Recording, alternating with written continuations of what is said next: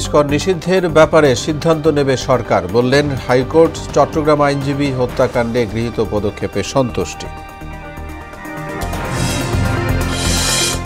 আজও অস্বাস্থ্যকর ঢাকার বায়ু, ধূলি ধূসরিত নগরীতে পরিণত হওয়ায় জনমনে অস্বস্তি। দূষণ রোধে নীতিগত দুর্বলতা দেখছেন গবেষকরা। বেতন বৈষম্য দূর করা সহ 9 দাবিতে সচিবালয় কর্মকর্তা কর্মচারীদের সমাবেশ। বকেয়া দাবিতে চন্দ্রায় পোশাক শ্রমিকদের সড়ক অবরোধ। এবং ইসরায়েলি হামলায় গাজায় আরও 33 ফিলিস্তিনি নিহত। খাদ্য, বাসস্থান, চিকিৎসা সংকটে লাখো মানুষের মানবতর জীবনযাপন।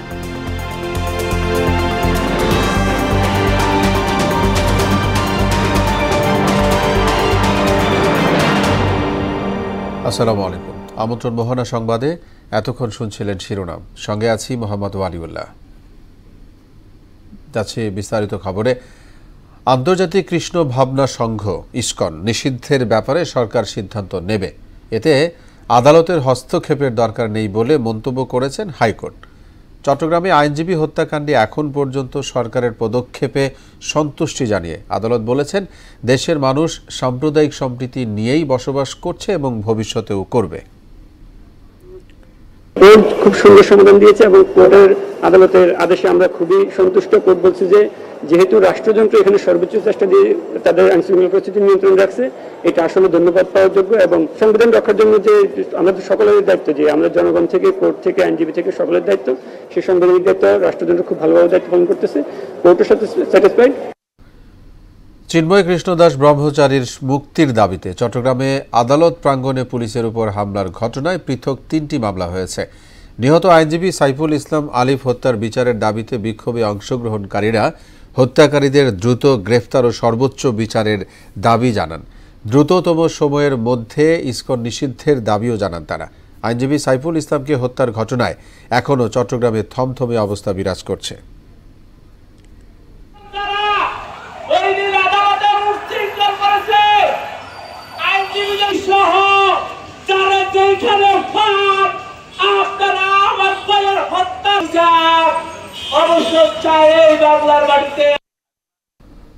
সহকর্মী হত্যার প্রতিবাদে আজও আদালত বর্জন কর্মসূচি পালন করছেন আইনজীবীরা। দর্শক, বিস্তারিত জানাতে সরাসরি যোগ দিবেন সহকর্মী সুমন কুমার দে। সুমন, নিশ্চয়ই আপনি শুনতে পাচ্ছেন যে চট্টগ্রামের বর্তমান পরিস্থিতি কেমন দেখছেন সেটি আপনার কাছে জানতে চাই, এবং সেই সাথে আপনি যোগ করবেন যে আদালত বর্জন কর্মসূচিতে আইনজীবীরা কি বলছেন।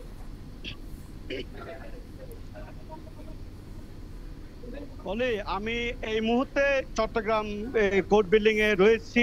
এখানে যে আইনজীবী হত্যার প্রতিবাদে গতকাল এবং আজকে আদালতের সকল কার্যক্রম কিন্তু বন্ধ রেখেছেন, এবং আমরা দেখছি সকাল থেকে তারা বিক্ষোভ মিছিল করছেন এবং প্রতিবাদ সভা করছেন। আমরা আপনার সাথে একটু কথা বলতে চাই, আজকের কর্মসূচি কি? এবং আমরা চট্টগ্রাম জেলা আইনজীবী সমিতি গতকালও আলিফ হত্যার প্রতিবাদে সকল কার্যক্রম বন্ধ ঘোষণা করেছিলাম, আজকে বন্ধ ঘোষণা করেছি এবং আমরা আজকে কার্যসূচি দিয়েছি। আমাদের আলিফ হত্যার এই আইনজীবীদের দাবি হচ্ছে অতি সত্বর সকল অপরাধীদেরকে বিচারের আওতায় আনতে হবে, এবং যে দালাল দূষণরা আছে তাদেরকে বিচারের আওতায় আনতে হবে, এবং চিন্ময়কে 1 নম্বর আসামি করে তাকে রিমান্ডে নিতে হবে। এবং ধন্যবাদ আপনাকে। আপনার কাছ থেকে জানতে চাই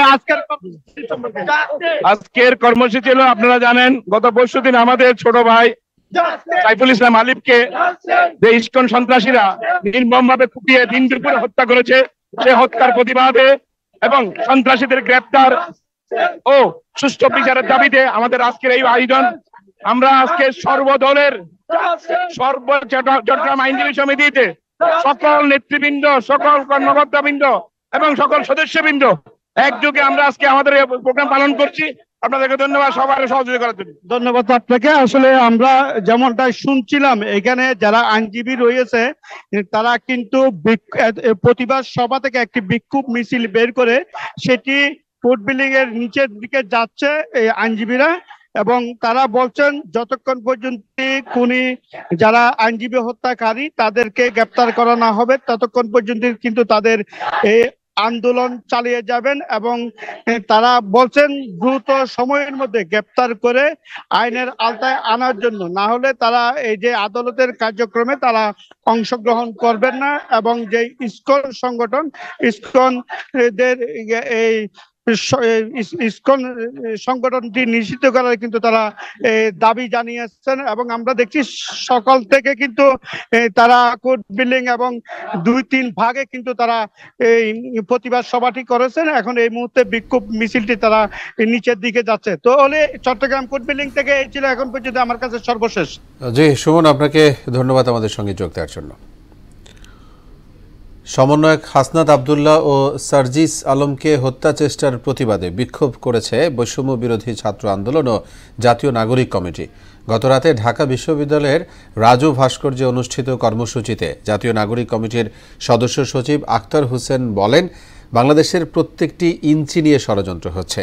হিন্দু মুসলমানের সম্প্রীতি ভাঙার চেষ্টা করে নীল নকশা আঁকা হয়েছে, কিন্তু মানুষ দেখিয়ে দিয়েছে তারা বিদেশিদের পাতা ফাঁদে পা দেবে না। বুধবার সন্ধ্যায় চট্টগ্রামে আইনজীবী সাইফুল ইসলাম আলিফের জানাজা থেকে ফেরার পথে হাসনাত সার্জিজের গাড়ি বহরের এক প্রাইভেট কারকে ধাক্কা দেয় একটি ট্রাক। এতে প্রাইভেট কারটি ক্ষতিগ্রস্ত হয়। আমার দেশের মাটি থেকে তারা যদি ভেবে থাকে 24-এর যোদ্ধাদেরকে মুছে দিলে বাংলাদেশের স্বাধীনতার সার্বভৌমত্বে তারা আবার আঘাত হানতে পারবে। তারা ভাবছে সার্জিসকে হাসনাতকে সরিয়ে দিলেই এদেশের স্বাধীনতার সার্বভৌমত্ব আর টিকে থাকবে না। ঢাকার বায়ু আজ অস্বাস্থ্যকর, যা যে কোনো মানুষের জন্যই ক্ষতিকর। আজ ঢাকা ও আশপাশের যে 3 অঞ্চলের দূষণ পরিস্থিতি বেশি খারাপ তা হচ্ছে মার্কিন দূতাবাস এলাকা, সাভারের হেমায়তপুর এবং ইস্টার্ন হাউজিং 2। সকাল 9টার দিকে আইকিউইআরের বাতাসের মানসূচকে ঢাকার স্কোর 163, যা অস্বাস্থ্যকর হিসেবে গণ্য হয়। বিশ্বের 125টি শহরের মধ্যে বায়ু দূষণে ঢাকার অবস্থান আজ ষষ্ঠ। 424 স্কোর নিয়ে দূষণের শীর্ষে আছে ভারতের রাজধানী দিল্লি। শুষ্ক মৌসুম শুরু হতে না হতেই ধুলির নগরীতে পরিণত হয়েছে রাজধানী ঢাকা। প্রতিদিনই সহনীয় মাত্রা ছাড়িয়ে যাচ্ছে বায়ু দূষণ।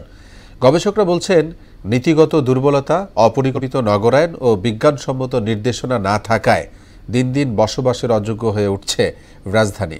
বায়ু দূষণ নিয়ে আরিফ হোসেনের ক্যামেরায় উষা ফেরদৌসের 2 পর্ব ধারাবাহিক প্রতিবেদনের প্রথম কিস্তি আজ।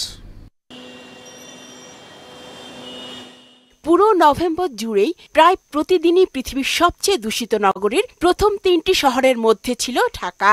বাংলাদেশে সাধারণত নভেম্বর থেকে মার্চের মাঝামাঝি সময় পর্যন্ত বাতাসের মান এতটাই খারাপ থাকে যে বছরের প্রায় 65% দূষণ হয়ে থাকে, যার মাসুল গুনতে হয় কোটি মানুষকে। ধুলোবাল থাকলে তো শ্বাসকষ্টটা আক্টিভ, ধুলোবালের কারণে আমার সমস্যা হয়, আমাদের শ্বাসকষ্ট কষ্ট হচ্ছে, আমাদের পরিবেশটা দূষণ হচ্ছে। পরিবেশ দূষণের ফলে আমাদের তো সবারই রোগজন হচ্ছে। যারা অ্যাজমা আছে তাদের জন্য তো খুবই সমস্যা। এই বিষয়টা যদি আমরা একজন সচেতন নাগরিকের দৃষ্টিকোণ থেকে চিন্তা করতে চাই, তাহলে মনে হয় এই বিষয়টি আমাদের একটু সচেতনভাবে আমলে নেওয়া উচিত এবং কিভাবে আসলে বায়ু দূষণটি কমানো যায় সেই বিষয়ে পদক্ষেপ গ্রহণ করা উচিত। ভৌগোলিক কারণে প্রতি বছর শীতের সময় ঢাকার বায়ু দূষণ বাড়লেও 2 বছর ধরে শীত শুরুর আগে থেকেই এ মাত্রা বাড়ছে আর বিশ্বের কয়েকটি দূষিত শহরের প্রথম দিকে থাকছে। শুষ্ক মৌসুমে ভারতের অংশ থেকে বাংলাদেশের দিকে বাতাস প্রবাহিত হয়, তাই দিল্লির দূষণ চরম আকার ধারণ করলে বাংলাদেশেও বায়ু দূষণের মাত্রা বেড়ে যায়। বায়ু দূষণের ফলে দেখা যাচ্ছে ক্যান্সার হচ্ছে, বায়ু দূষণের ফলে ডায়রিয়া হচ্ছে, মহামারী হচ্ছে, চর্মরোগ হচ্ছে। অনেক সময় বায়ু দূষণের ফলে কনজাংটিভাইটিস হচ্ছে, ভাইরাল কনজাংটিভাইটিস একটা থেকে একটা ছড়াচ্ছে। রেকর্ড ভেঙে বারবার দূষণের তালিকায় শীর্ষে চলে আসার পেছনে ফিটনেসবিহীন যানবাহন, ইটভাটা ও শিল্প কারখানার কালো ধোঁয়া, অপরিকল্পিত নির্মাণ কাজ, বর্জ্য পোড়ানো, ট্রান্সবাউন্ডারি এয়ার পলিউশন, সুনির্দিষ্ট এই 5টি কারণকে চিহ্নিত করেছেন বিশেষজ্ঞরা। আমরা শুধু গাইডলাইন ভ্যালু দিচ্ছি, কিন্তু আমরা কি করতে হবে সেটা কিন্তু আমরা বলতে পারছি না। তাহলে পলিসির একটা দুর্বল সাইড এটা। আমাদের যে গাইডলাইন ভ্যালুগুলো আছে সেইগুলোর পিছনে কোনো সায়েন্টিফিক কোনো ডকুমেন্টস নাই যে এইটা কিভাবে তৈরি হয়েছে।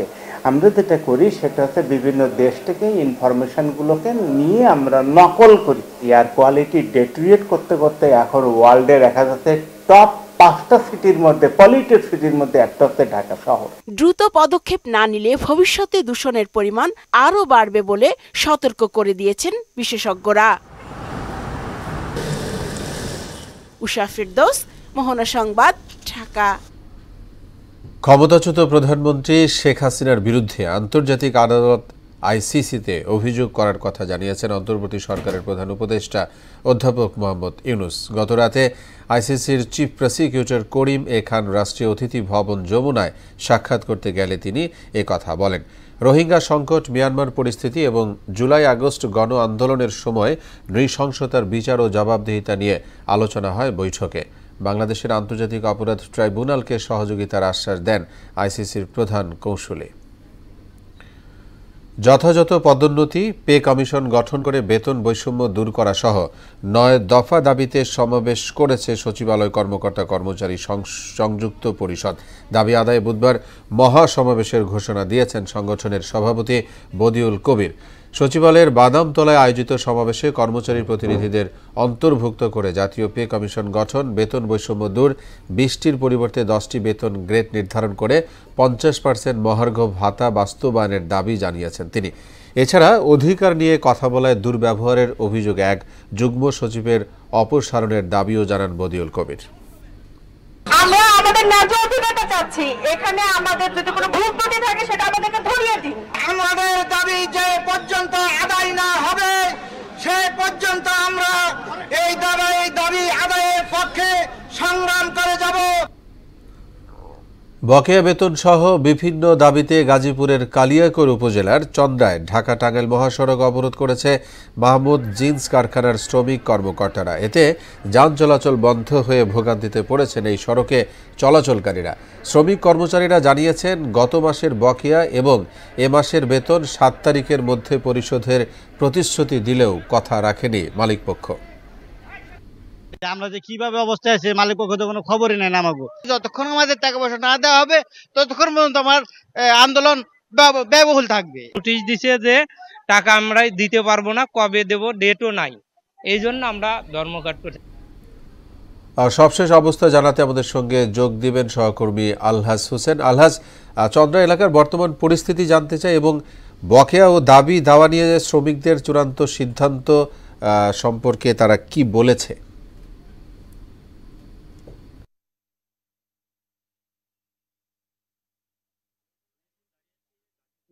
কালিয়াকৈর উপজেলার চন্দ্রা এলাকায় মাহমুদ জিন্স কারখানায় গত কয়েক মাস ধরে বেতন বকেয়া বেতনের যে ছিল, বকেয়া বেতন সহ বিভিন্ন দাবি নিয়ে তারা আজ কিন্তু বৃহস্পতিবার কিন্তু সকালে তাদের বেতন দেওয়ার কথা ছিল। তারা বেতন আইনি তাই কিন্তু সকাল থেকে শ্রমিকরা কিন্তু ঢাকা টাঙ্গাইল মহাসড়কে তারা অবরোধ করে রেখেছে, বিক্ষোভ করছেন এবং তারা শ্রমিকদের যে দাবি যেটা জানিয়েছেন শ্রমিকরা যে পর্যন্ত তাদের যে বকেয়া বেতন বিভিন্ন যে বিষয়টি রয়েছে এইসব টাকা যে পর্যন্ত না পরিশোধ করবে এই পর্যন্ত কিন্তু ঢাকা টাঙ্গাইল মহাসড়ক অবস্থান করে রেখেছে, তারা ছাড়বেন না। আমি যদি আপনার পেছনে এগুলো দেখাতে চাই, আসলে দেখতে পাবেন যে ঢাকা টাঙ্গাইল যে মহাসড়কটা কিন্তু এখনো একেবারে বন্ধ হয়ে রয়েছে এবং বন্ধ হওয়ার কারণে কিন্তু দেখতে পাবেন যে দুই পাশে যে যান চলাচল একেবারে বন্ধ হয়ে রয়েছে। এবং সব বিষয়ে আমি আরেকটা বিষয়ে জানিয়ে রাখি যে আইন শৃঙ্খলা বাহিনী তারা রয়েছে, তার করে কোনো প্রকার যাতে আইন শৃঙ্খলা বাহিনী রয়েছে, আইন শৃঙ্খলা বাহিনী তারা যোগাযোগ করছেন মালিক তাদের বেতন পরিশোধের একটা ব্যবস্থা হয়। আর আপনাকে আরেকটা বিষয় জানিয়ে রাখি যে বেতন যে শ্রমিকরা যে বেতন নিয়ে যে মহাসড়ক যে অবস্থান করছেন যে পর্যন্ত তারা বেতন আদি না পরিশোধ করতে পারবে এই পর্যন্ত তারা রাস্তা ছাড়বেন না। আমি আপনাকে আরেকটা বিষয় জানিয়ে রাখি, কারখানা কর্তৃপক্ষের সাথে আমি যোগাযোগ করার চেষ্টা করেছি কিন্তু তাদেরকে মোবাইলে যোগাযোগ করতে পারা যায়নি। এই ছিল গাজীপুরের কালিয়াকৈর থেকে শ্রমিকের মহাসড়ক অবরোধের সর্বশেষ জি আলহাজ, ধন্যবাদ জানাচ্ছি আপনাকে আমাদের সঙ্গে যোগ দেওয়ার জন্য। দেশের উপকূলীয় জমি ও পরিবেশ সুরক্ষা নীতিমালা না থাকায় অবৈধ দখল থামছে না বলে মন্তব্য করেছেন পরিবেশ উপদেষ্টা রিজওয়ানা হাসান। সকালে পূর্ত ভবনে পায়রা বন্দর ও কুয়াকাটা উপকূলীয় অঞ্চলের পরিবেশ পর্যটন ভিত্তিক সমন্বিত পরিকল্পনা বিষয়ক সেমিনারে এমন মন্তব্য করেছেন তিনি। বলেছেন, পরিকল্পনায় বিদ্যমান দুর্বলতা চিহ্নিত করে অতি দ্রুত কৃষি জমি সুরক্ষা আইন ও ভূমি বিভাজন নীতিমালা প্রণয়ন করা হবে। কক্সবাজারে জমি আগ্রাসন এবং খুলনা ও যশোরে চিংড়ি চাষিদের বিরুদ্ধে পাইপিং করার অভিযোগও করেন তিনি। কুয়াকাটা প্রকল্পে গলফ কোর্স ও বিমানবন্দর নির্মাণ প্রস্তাবের সমালোচনাও করেন রিজওয়ানা হাসান। জন্মকাল থেকেই এই কথাটা শুনে যাচ্ছি যে একটা স্পেশাল প্ল্যানিং হবে, কৃষি জমি সুরক্ষিত হবে, কোনো কিছু আর সুরক্ষিত হয় না। আমার বোনও কেটে কেটে ওখানে মার্কেট বানায়, বাসা বানায়। কাজে একটা স্পেশাল জোনিং আমাদের ম্যান্ডেটরি। আমাদের এই মুহূর্তে হাতে একটা খসড়া আইন আছে, কৃষি জমি সুরক্ষা আইন। এটার খসড়াটা আছে, আমি কৃষি মন্ত্রী মহোদয়ের কাছে, কৃষি উপদেষ্টা মহোদয়ের কাছ থেকে নিয়েছি। এইখানে আমরা গোটা দেশের জন্য স্পেশাল প্ল্যানিংটা ম্যান্ডেটরি করে ফেলতে পারি। দেশের বাইরের খবর। ইসরায়েলি হামলায় গাজায় নতুন করে 33 ফিলিস্তিনি নিহত ও 134 জন আহত হয়েছে। বুধবার জাবালিয়া, নুসেইরাত সহ একাধিক আশ্রয়কেন্দ্রে হামলা চালায় ইসরায়েলি বাহিনী। এতে প্রাণহানি 44,282 এবং আহত ছাড়িয়েছে 1,04,880 জন। এদিকে এক বছরেরও বেশি সময় ধরে চলা হামলায় খাদ্য, পানি ও চিকিৎসা সংকটে গাজার লাখো মানুষের মানবেতর দিন কাটছে। ইশতিয়াক হোসেনের ডেস্ক রিপোর্ট।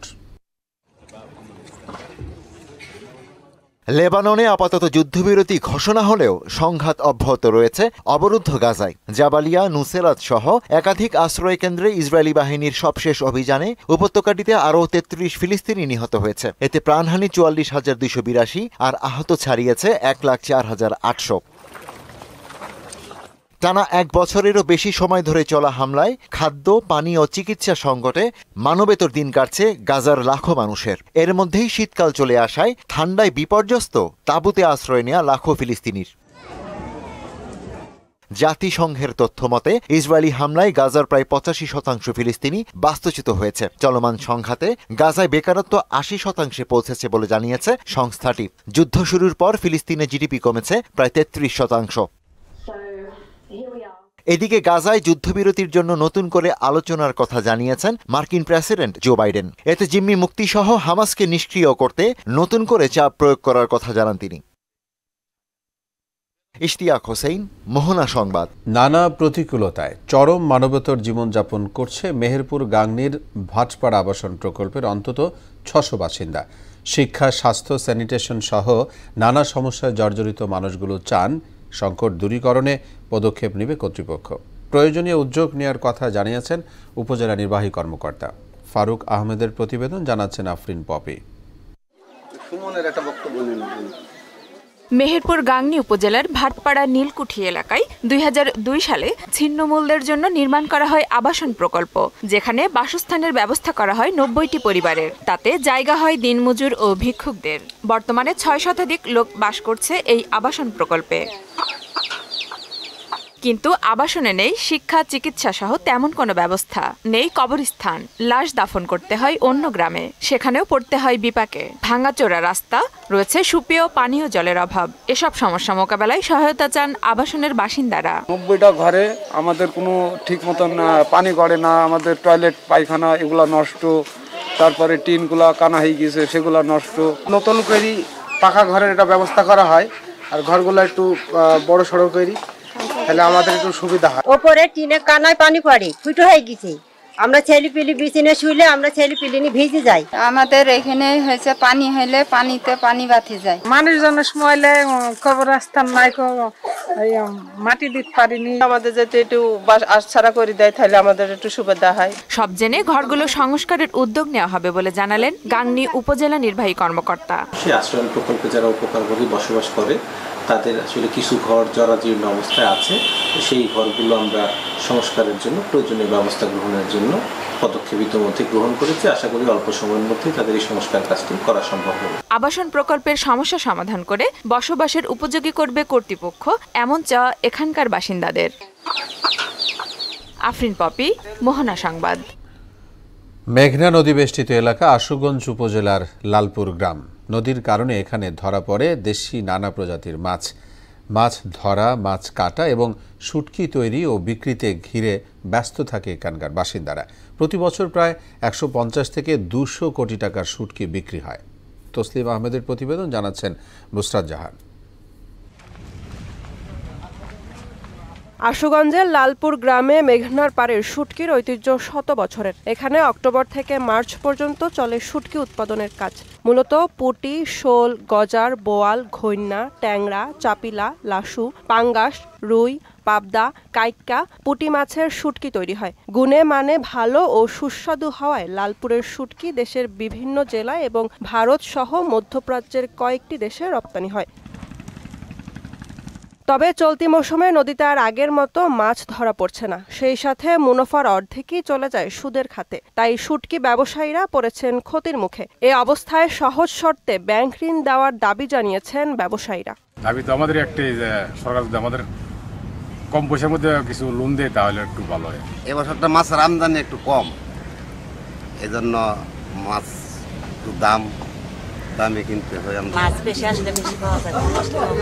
এখানে শুটকি যে ইন্ডিয়া যাইতেছে, এরপরে বিদেশও যাইতেছে, চট্টগ্রাম নিতেছে, সারা বাংলাদেশ এই লালপুরের শুটকি যাইতেছে। তবে এই মুহূর্তে আর্থিক সহায়তা না দিলেও শুটকি ব্যবসায়ীদের প্রয়োজনীয় প্রশিক্ষণ দিয়ে পাশে আছে উপজেলা মৎস্য অফিস।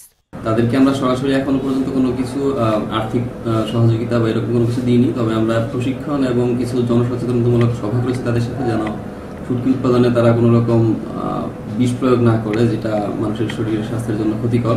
চাহিদা অনুযায়ী মাছ না পাওয়ায় এবার মানভেদে শুটকির দাম কেজিতে 50 থেকে 100 টাকা পর্যন্ত বাড়বে বলে আশঙ্কা ব্যবসায়ীদের। বুশরাত জাহান, মোহনা সংবাদ।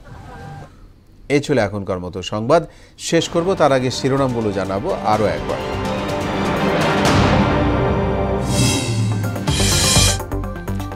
ইসকন নিষিদ্ধের ব্যাপারে সিদ্ধান্ত নেবে সরকার, বললেন হাইকোর্ট। চট্টগ্রামে আইনজীবী হত্যাকাণ্ডে গৃহীত পদক্ষেপে সন্তুষ্টি। আজও অস্বাস্থ্যকর ঢাকার বায়ু, ধূলি ধূসরিত নগরীতে পরিণত হয় জনমনে অস্বস্তি। দূষণ রোধে নীতিগত দুর্বলতা দেখছেন গবেষকরা। বেতন বৈষম্য দূর করা সহ 9 দাবিতে সচিবালয় কর্মকর্তা কর্মচারীদের সমাবেশ। বকেয়া দাবিতে চন্দ্রায় পোশাক শ্রমিকদের সড়ক অবরোধ। এবং ইসরায়েলি হামলায় গাজায় আরও 33 ফিলিস্তিনি নিহত। খাদ্য, বাসস্থান, চিকিৎসা সংকটে লাখো মানুষের মানবেতর জীবনযাপন।